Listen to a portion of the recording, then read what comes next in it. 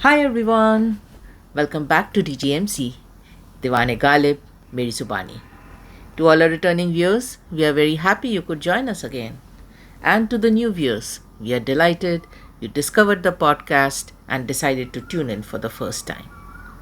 Now, if you were with me in the previous episode, you know that we are going through Ghazal 36 from Diwan-e-Ghalib, Phir Mujhe Diida-e-Tar Yaad Aaya. We completed the first couplet last time. Today we are going to get into the second couplet. As always, I'm going to read the couplet first and then we will get into the keywords, the key concepts, and finally the DGMZ impression of the couplet. So, allow me to read couplet 2 from Ghazal 36 from Diwan-e-Ghalib. दम लिया था ना कयामत ने हनूज, दम लिया था ना कयामत ने हनूज, फिर तेरा वक्त-ए-सफर याद आया. Again, just like the first couplet, very simply phrased, a very simply crafted verse. So, let's do a quick approximate translation. दम लिया था ना कयामत ने हनूज. Doomsday or Judgment Day had not taken a pause yet. फिर तेरा वक्त-ए-सफर याद आया. Once again, the moment of your parting for your travel came to my mind. Now, let's start picking up our keywords. The first word is dam. Now, it's an interesting word because it has multiple usages. Dam can be translated to breath, sometimes breath of life itself. Then dam can also be taking a moment, taking a pause, usually to breathe. And then again it can also be strength, right? How much intensity and strength something has. So wide usage, and one has to be very particular in figuring out how it is used in our couplet today. इस पे मिर्ज़ा गालिब का शेर, मोहब्बत में नहीं है फ़र्क जीने और मरने का, उसी को देख कर जीते हैं जिस काफिर पे दम निकले. One of his famous couplets. The approximate translation is that when you are in love, there is little to no difference in living and dying, because after all, you are living by looking at that one, the same one you would happily die for, right? So the reason is the same for living and dying both. Hence, no difference in living and dying when you are in love. Let's move on to the next keyword, Qayamat. So Qayamat literally translates to the doomsday, the judgment day, or the day of resurrection. इस पे मिर्ज़ा गालिब का शेर, ता क़यामत शब फुरकत में गुज़र जाएगी उम्र, 7 दिन हम पे भी भारी हैं सहर होते तक. Ghalib once again says that who is waiting for calamity of the doomsday or the judgment day? As far as I go, these nights of separation are already taking me through the calamity, the commotion of Qayamat, night after night. And then finally our last keyword, Hanuz. We've covered it a few times before also. What it means is yet, or to this very time, or not yet, still. Lot of variations again, and one has to be very specific and particular which variation is being used in the couplet. इस पे जोश मलियाबादी का ये शेर, नक्शे ख्याल दिल से मिटाया नहीं हनूज, बेदर्द मैंने तुझको भुलाया nahi Hanuz. So the approximate translation is, the imprint of your memory I did not erase from my heart to this time. Now that is how Hanuz is used in the first line. Second line, O heartless one, I did not forget you yet. Now yet is the usage of Hanuz in the second line. Alright, that takes care of all the keywords. Let's start getting into the impression. First line, दम लिया था ना कयामत ने हनूज. Doomsday, Judgment Day, had not taken a pause yet. Now, as we covered in the keywords, dam is a word with multiple meanings, and hence it becomes imperative to understand which of these meanings would best fit in this first line. The clue to that lies in the fact as to who is taking the dam. Dam le kaun raha hai? In our couplet, it is Qayamat, right? Dam liya tha na Qayamat ne, Hanuz. Doomsday, as we all know, or Qayamat, is a very intense, chaotic, high energy, uncontrollable event. Dam lena in Qayamat would hence be best described as a momentary pause in the doomsday's intense, chaotic, high energy, uncontrollable destruction. So, this is how the scene is playing out in the first line. The lover, the shayer, the poet, is caught in the final destruction of doomsday or judgment day. And while he is caught in it, he does not get to experience even a brief, fleeting moment of pause where this reign of destruction and chaos stops. Judgment Day in the first line does not take a pause even for a moment. Dam liya tha na. Right? Na is not. Let's move on to Qayamat. Now, Qayamat is not a concept that we only encounter in Urdu poetry. This is a concept that lies at the foundation of art, literature, history, and most importantly, faiths, religions worldwide. The more we know about Qayamat in its various forms, the more we will be able to appreciate this couplet. So, let's explore this concept of Qayamat a little. First up in our exploration is how Judgment Day or Qayamat is described in different faiths, in different religions. Islam. In the Quran, the Last Judgment, often called Yawm al-Qiyamah or the Day of Resurrection, is described as a definite and terrifying event when the world as we know it will end, and every soul will be held accountable before Allah. Qayamat is a central tenet of the Islamic faith, emphasizing absolute justice, where not a soul will be dealt unjustly in the least. The Quran uses vivid imagery to describe the physical destruction of the universe on that day.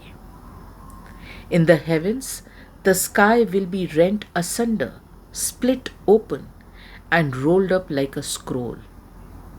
On earth will be shaken by a massive earthquake, and the mountains will be crushed or turned into scattered dust or carded wool.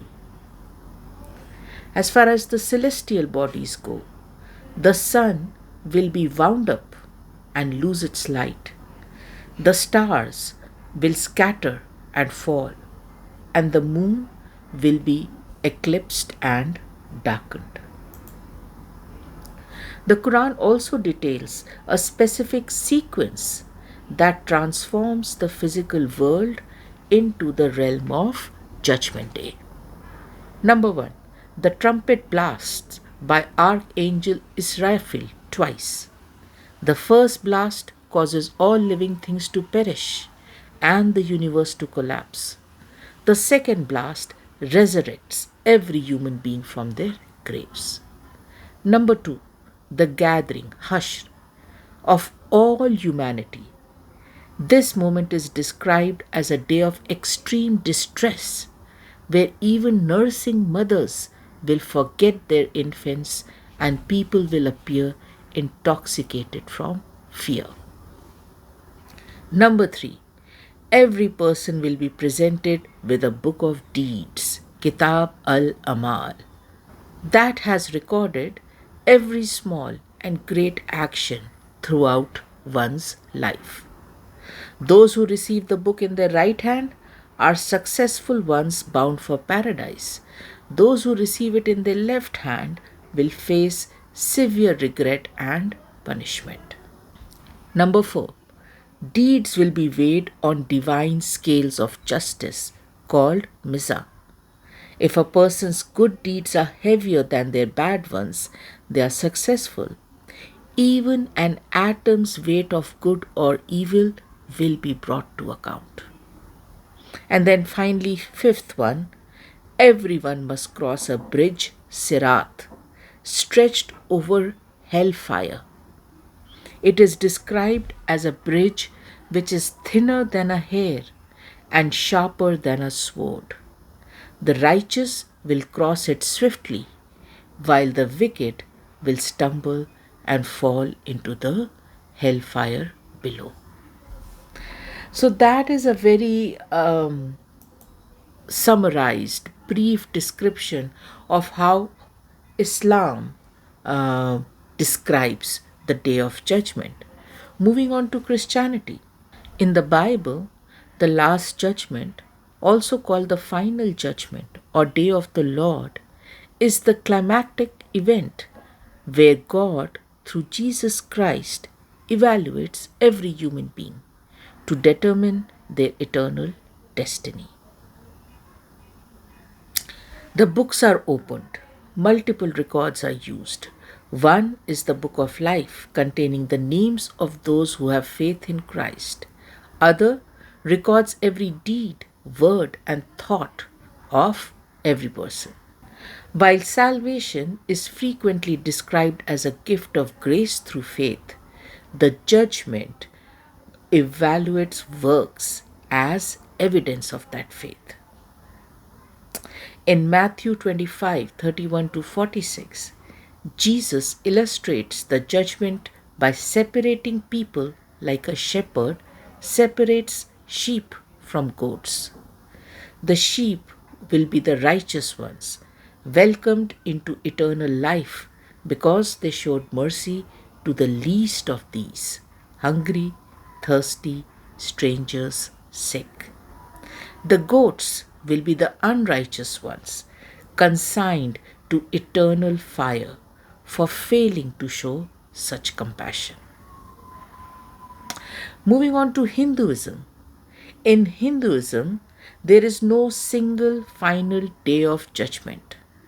Instead, judgment is a continuous process governed by karma, which is action, and overseen by Yama, the god of death and justice. Yama, the god of death, judges the dead by reviewing their life's actions, karma, to determine their next destination, whether it will be heaven, whether it will be hell, or will it be reincarnation. The process of judgment typically follows these steps. Upon death, the soul is escorted to Yamaloka by Yamadutas, to this place Kaliki, located in the southern region of the underworld. Yama's scribe Chitragupta maintains a massive register called the Agra Sandhani, where every good and evil deed of every mortal is meticulously recorded. In some traditions, Yama is described as presiding over a throne of judgment, where he reads out the soul's worldly deeds. In others, he is seen as a mirror that simply reflects the soul's own karma back to them. Yama acts as Dharam Raja, the king of justice, weighing the moral values of these actions. He is considered impartial and dispassionate, ensuring that the cosmic law of dharma is upheld. Based on the weight of their karma, Yama will assign a soul to one of these three paths: Swarga, which is heaven, for those who performed exceptional good deeds, fulfilled their duties. This is often a temporary state of bliss before eventual rebirth. Narka is the second one, hell, for those who committed sins or failed their duties. There are typically 21 to 28 levels of hell, each with specific punishments designed to purify the soul of its sins before it can be reborn. And third, Punarmrityu, rebirth. Most souls are sent back to earth to be reborn in a form, human, animal, or otherwise, that matches their karmic balance, allowing them to continue their spiritual evolution. So, we took the opportunity to explore this concept of Judgment Day, Qayamat, Doomsday, Final Day across different religions, across different beliefs. In the world of art, also, Judgment Day is well known, especially in paintings. Started in 1536 and completed in 1541, Michelangelo's Last Judgment is probably one of the most well known works of Western art. Another one, The Last Judgment, is a triptych of oil paintings by the British artist John Martin. The work comprises three separate paintings: the Plains of Heaven, the Last Judgment, and the Great Day of His Wrath. And then, lastly, Bosch's Last Judgment triptych is currently part of the permanent collection of Academy of Fine Art in Vienna. On the left panel, we find a depiction of the fall of man and the expulsion from Garden of Eden. The Last Judgment is part of the center panel. And finally, on the right, Bosch features a depiction of hell, where the damned are accompanied by a series of brightly colored demonic creatures, a signature feature of the Northern Renaissance master style. So, Qayamat in religions, Qayamat in art. Now, finally, let's explore Qayamat in our very own Persian Urdu poetry. In Urdu Persian poetry, Qayamat or doomsday is one of the most powerful metaphors. It is part of the group of words that describe calamity and catastrophe. Words like hashr, fitna, bala. Though all these words at times are incorrectly thought to be similar, they are not. Each word carries a slightly different shade of meaning. They are, in fact, stages and shades of calamity and catastrophe. Fitna is usually used to describe mischief, temptation, seduction, chaos. Fitna will usually be the cause of trouble. इस पे अहमद फराज का ये शेर, फराज इश्क की दुनिया तो खूबसूरत थी, ये किसने फितनाए हिज्र विसाल रखा है. The approximate translation is Faraz, the poet is referring to himself. The world of love was very beautiful. Who has introduced this mischief, this chaos of union and separation in it? The next, so fitna is the lightest shade. A little more darker shade would be bala. Bala is usually calamity, some kind of affliction, some kind of trial, tribulation. This will usually be a sustained, longer period of pain and uh, misery. इस पे मिर्ज़ा गालिब का शेर, कहूँ किससे मैं कि क्या है शबे गम बुरी बला है, मुझे क्या बुरा था मरना अगर एक बार होता. The approximate translation is, whom should I complain to? The fact that these dark nights of separation are a calamity, are an affliction. Dying just once would have been very easy, and I would have preferred that. But these dark nights of separation are a calamity that make me die again and again, night after night. Fitna Bala. Now, a little more darker shade would be Qayamat, the actual doomsday, total upheaval. This will usually be the chaos, destruction at its peak, at its most intense.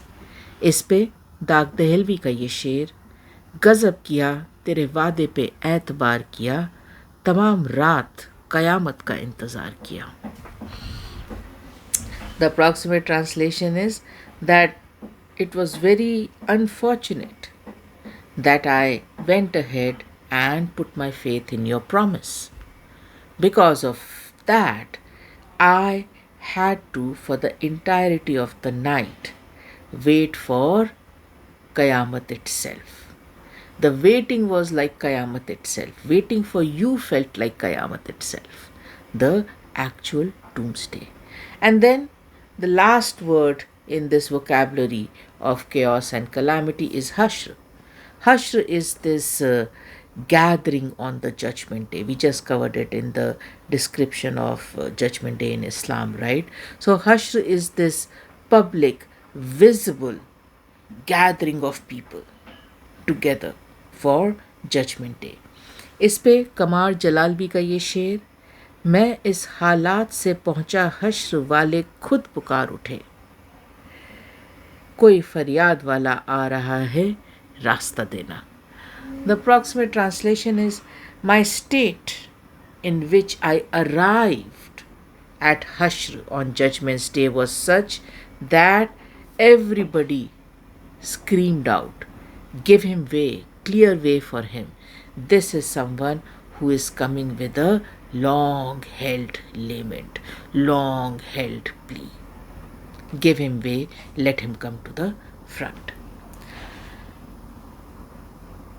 So, like we said, fitna, bala, qayamat, hashr, these are the progressive increase in intensity of chaos and calamity. Fitna will usually start the trouble, bala will be the sustenance of the pain over a long period, Qayamat is the overwhelming climax of it, and Hashr is the grand visual scene of all this happening.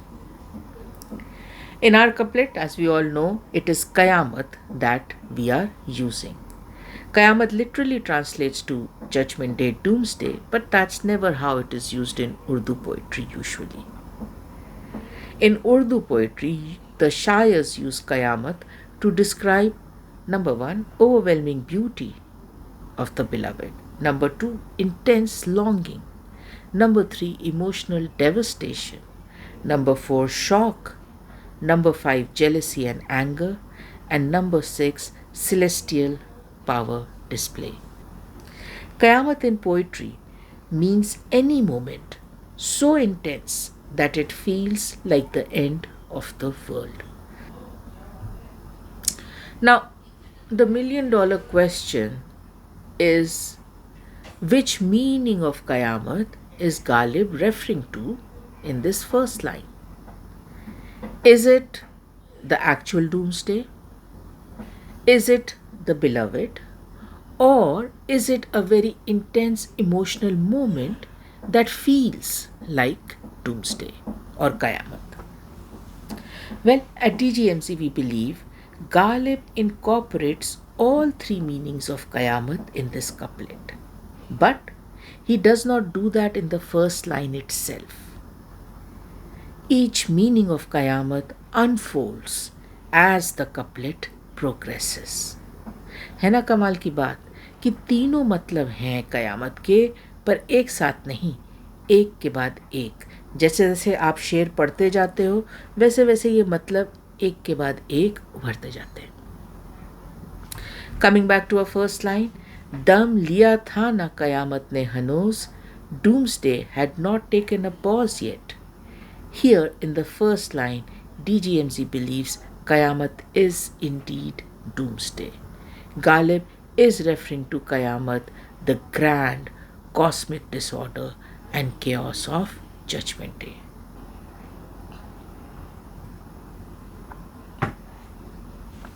So that takes care of the first line. Let's move on to the second line. फिर तेरा वक्त-ए-सफर याद आया. Once again, the moment of your parting for your travels came to mind. This second line is packed with critical components, or we can call them highlights of this couplet. Phir appears in the first line of the first couplet, and then Phir se appears in the second line of the second couplet. In both lines, it symbolizes an endless recurring cycle. In the first couplet, which we covered last time, Phir describes this recurring cycle of grief. And in today's couplet, Phir describes this recurring cycle of calamity and chaos and destruction. The recurring cycle is the first highlight of the second line. The second highlight of the second line is the parallelism Ghalib draws between the beloved and Qayamat. Parallelism between beloved and Qayamat is very common in Urdu poetry. Shairs and poets compare the beloved and her various aspects to Qayamat. Unlike non-lovers who will in their entire lifetime experience Qayamat only once at the end, a lover experiences Qayamat many times thanks to the beloved. Qayamat like beauty of the beloved is one big reason for that. She is so powerful, she is so beautiful, she is so devastating in her beauty that her presence feels like the end of the world. कमर जलालवी का ये शेर, कयामत है जालिम की नीची निगाहें, खुदा जाने क्या हो जो नजरें उठा ले. The approximate translation is, it is calamity. It is calamity when her eyes are lowered down. God forbid if she ever was to raise her eyes up and look at me. Another way Qayamat is used to describe the beloved is Qayamat like killing instinct of the beloved.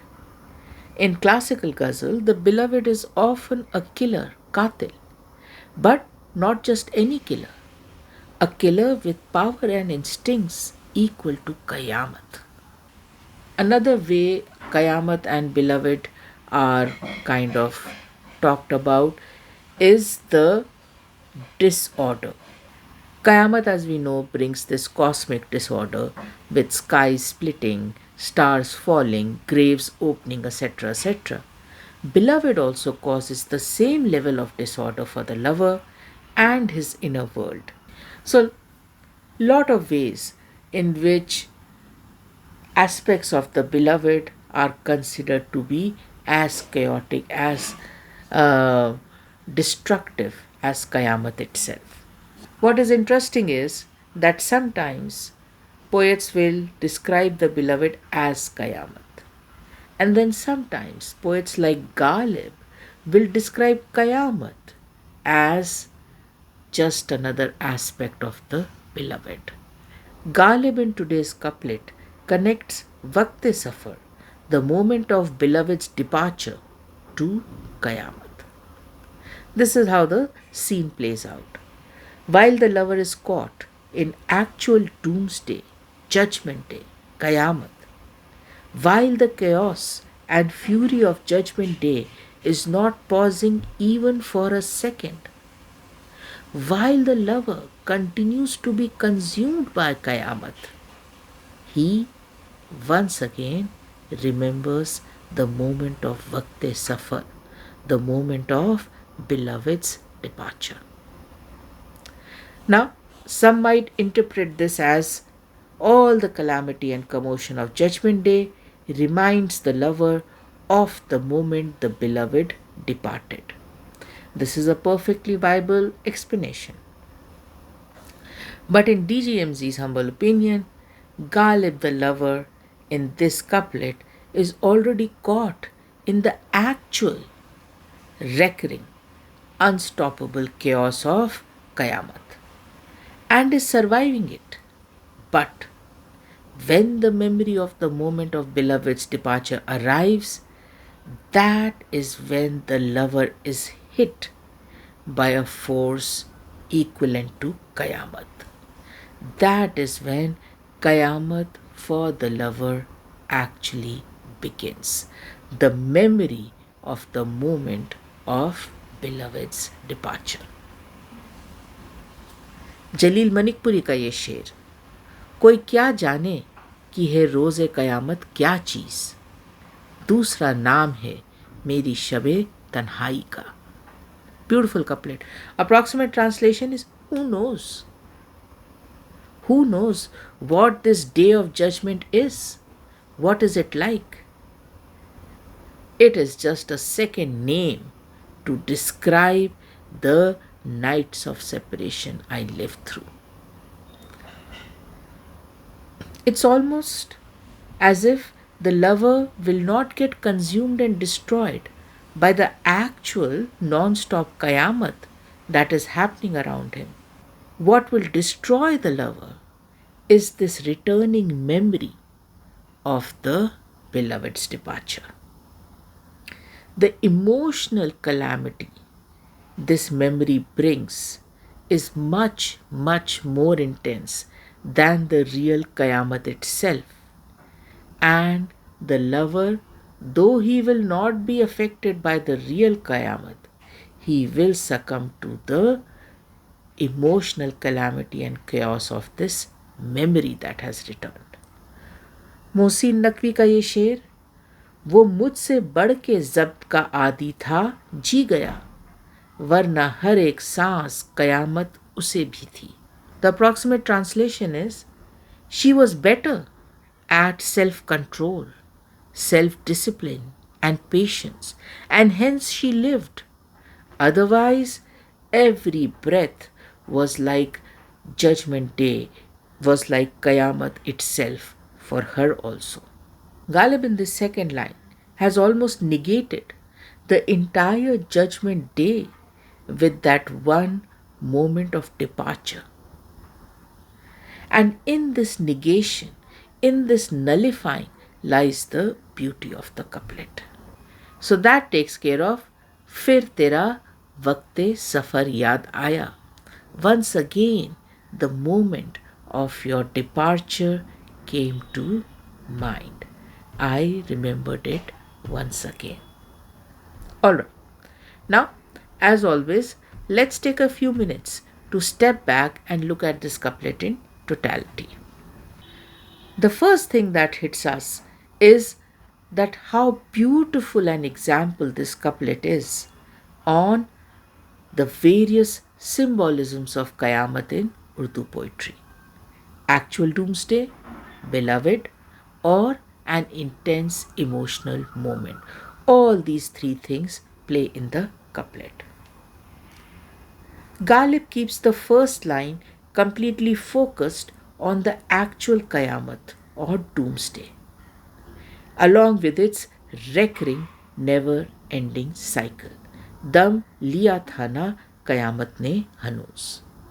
This gives us as readers an opportunity to imagine and explore the actual Qayamat. And we did that in detail today, right? First through the lens of religion, then art, and finally Urdu poetry.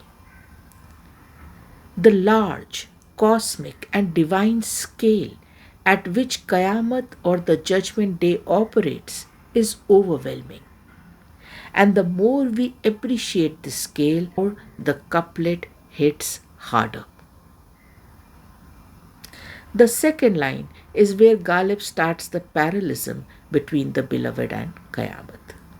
एक तरफ पूरी कयामत और एक तरफ वो याद तेरे वक्ते सफ़र की. On one side, the entirety of Judgment Day, and on one side, the memory of the moment of beloved's departure. And this was Ghalib's uniqueness. वही बात एक अलग अंदाज में कहना. The theme is common, but the presentation is entirely different. And this is where Ghalib pushed the envelope, right? Had Ghalib said that her departure is equivalent to calamity or Qayamat, one can still understand it. Yes, her departure is so painful, it almost feels like Qayamat. But no, Ghalib says the memory of the moment of her departure is equivalent to Qayamat. For the lover, the beloved is the one and only. All the greatest good and all the greatest bad pale in front of her. ना उससे कुछ अच्छा है और ना ही उससे कुछ बुरा है. सबसे अच्छी वो है और सबसे बुरी वो है. In today's couplet, Qayamat, a scary bad experience, pales in front of the beloved's departure. But then there is this couplet from Ghalib, where the goodness of paradise itself pales in comparison to the beloved. क्या ही रिजवां से लड़ाई होगी, घर तेरा खुल्द में घर याद आया. What fight I will have with Rizwaan the angel at the door of paradise, if ever I was to remember your house in paradise.